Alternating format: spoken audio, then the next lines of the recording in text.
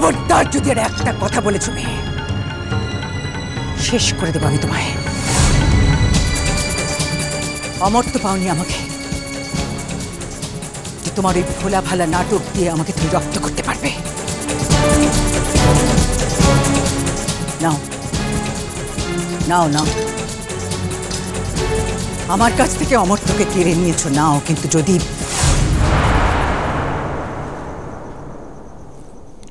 ওকে ভালোবাসতে না পারো,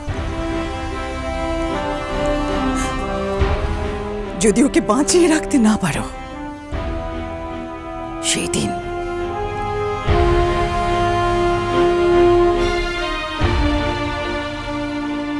দিন কিন্তু আমি ছেড়ে কথা বলবো না তোমায়। তোমায়ও বাঁচতে দেব না আমি সেদিন। আর আমি দেখে নেব সেদিন তোমায় কে বাঁচাতে আসে। আশ্চর্য, তুমি কি পাগল হয়ে গেছো?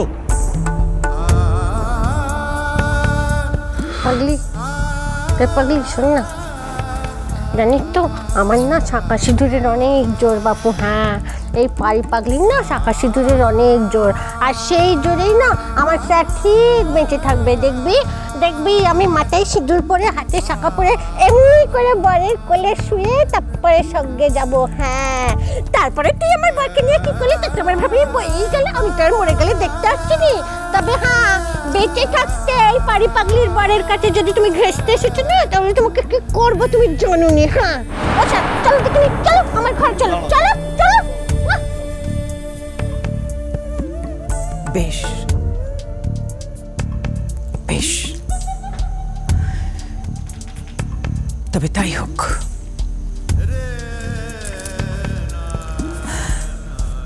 এখন থেকে অমর্ত্যর জন্য যা যা কিছু করার সব তার বউ করুক। অমর্ত্যর খাওয়া দাওয়া, তার যত্ন পরিচর্যা, যা কিছু তার বউ করুক। আমি আর এসবের মধ্যে থাকবো না, আর কিচ্ছু করবো না আমি। আমাকে ভয় দেখাচ্ছে।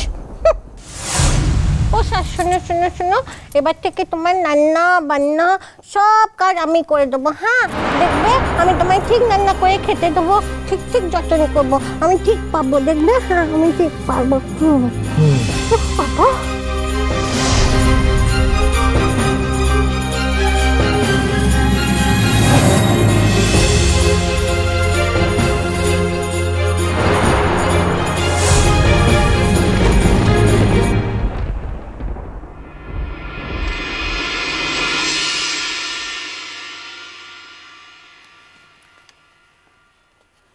ও বৌদি, আজকে জলখাবারে কি বানাবো?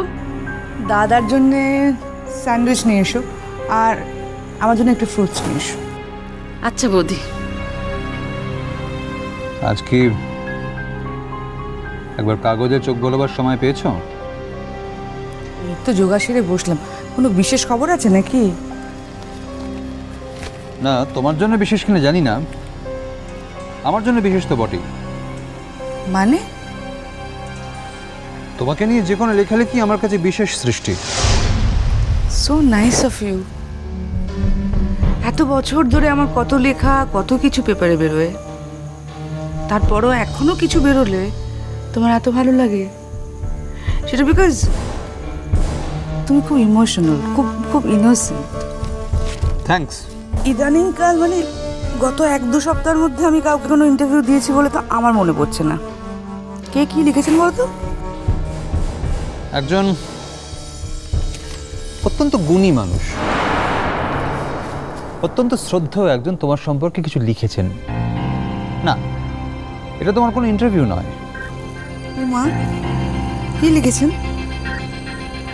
তোমাদের দুজনের সম্পর্ক নিয়ে লিখেছেন। কিছু বলবে?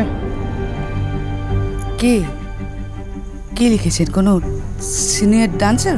না, সিনিয়র কেউ নন, বোধহয় তোমার কন্টেম্পোরারি। কি? সূর্য পানিগ্রাহী। সূর্য পানিগ্রাহী।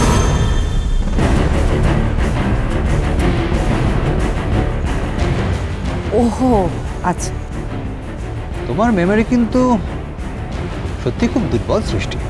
মা, এ কথা বলছো কেন?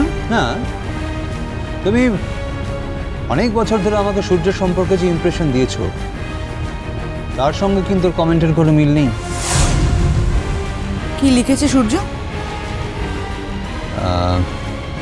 যদিও অনেক প্রশ্নের উত্তর বেশ রহস্যে ঘেরা, কিন্তু কিছু কিছু প্রশ্নের উত্তর একেবারে স্পষ্ট। যেমন বেশ স্পষ্ট করেই লিখেছেন যে একজন মানুষের কাছ থেকে আঘাত পেয়েই তিনি নির্বাসনের পথ বেছে নেন, আর ঘটনাচক্রে সেই মানুষটি একটি নারী। তো তার সঙ্গে আমার কি সম্পর্ক? অদ্ভুত তো। তুমি এভাবে রিয়াক্ট করছো কেন সৃষ্টি? আমি তো বলিনি যে তোমার কোনো সম্পর্ক আছে। আমি শুধু বলেছি যে উনি প্রশ্নের উত্তরগুলো এমনভাবে দিয়েছেন তাতে মনে হচ্ছে যেন। কি মনে হচ্ছে? মনে হচ্ছে যেন তুমি, আই মিন তোমাকেই মিন করে লিখেছেন। Vinayak, Why are you shouting, সৃষ্টি? কাগজটা ভালো করে পড়লে, আই মিন ইন্টারভিউটা ভালো করে পড়লে তোমারও তাই মনে হবে। কি লিখেছে বলো তো বিনায়ক? আমি তোমার বিবাহিতা স্ত্রী, তোমার সন্তানের মা।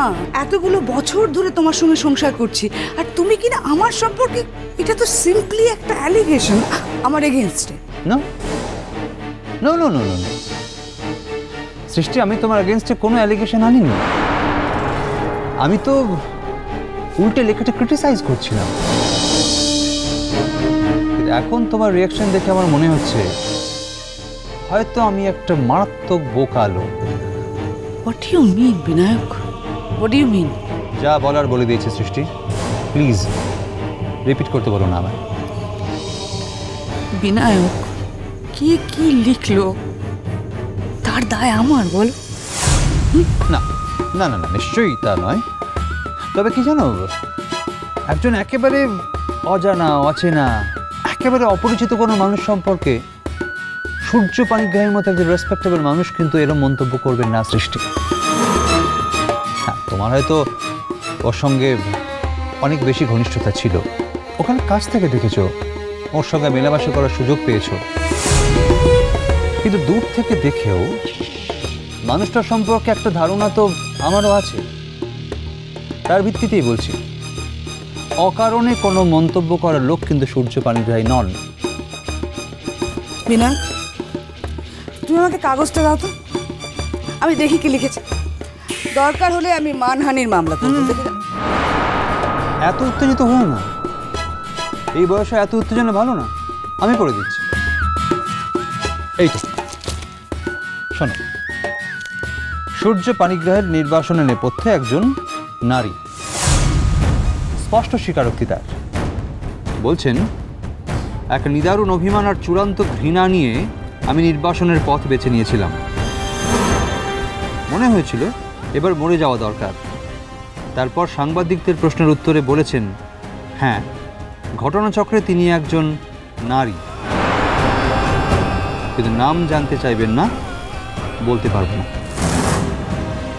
তারপরেই আবার আরেক প্রশ্নের উত্তরে বলছেন, আমার বাকি জীবনের উদ্দেশ্য খুব স্পষ্ট, সেই জীবনের সঙ্গে সৃষ্টি মুখার্জির কোনো যোগ নেই, বাকি জীবনটা আমি সঠিকভাবে কাজে লাগাতে চাই।